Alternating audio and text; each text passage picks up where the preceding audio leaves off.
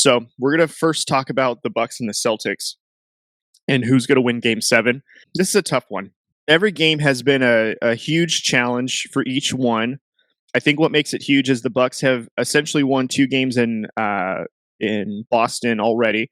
One of the games they beat in Boston, they came back from being down, I think, as many as 12 or 13 points in Game 5.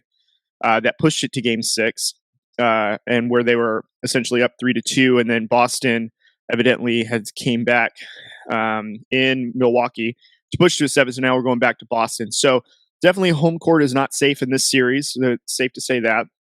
But there's 2 absolute crazy performances by both Jason Tatum and Giannis that essentially were, for Giannis, record breaking 44 and 20.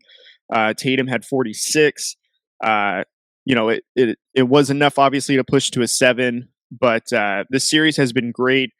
Milwaukee Bucks, though, are showing some championship heart, though, being able to be this good without Chris Middleton. Imagine if he was back in the lineup. They probably would have already beaten the Celtics by now, just because that's their shooter.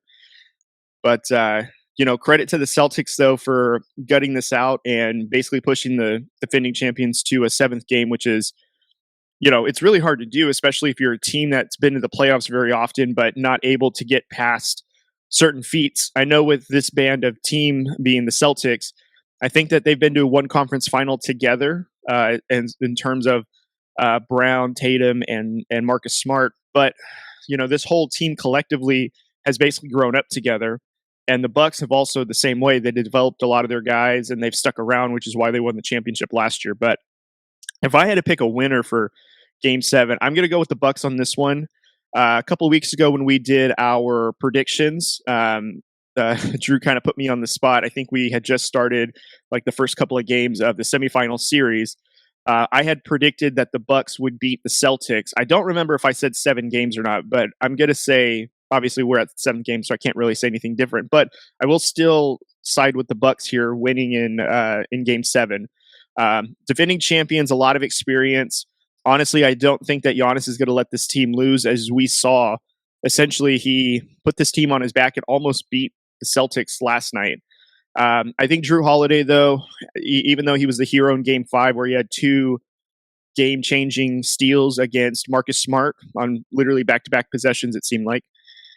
I think, though, he's going to have to be a little bit more available, not only on the defensive side, but push himself offensively.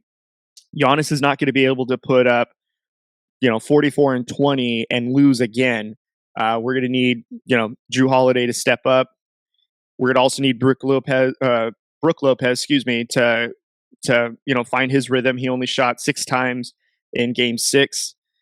You're going to need more than that. Bobby Portis Jr., we're going to need more than just 8 shots out of that as well.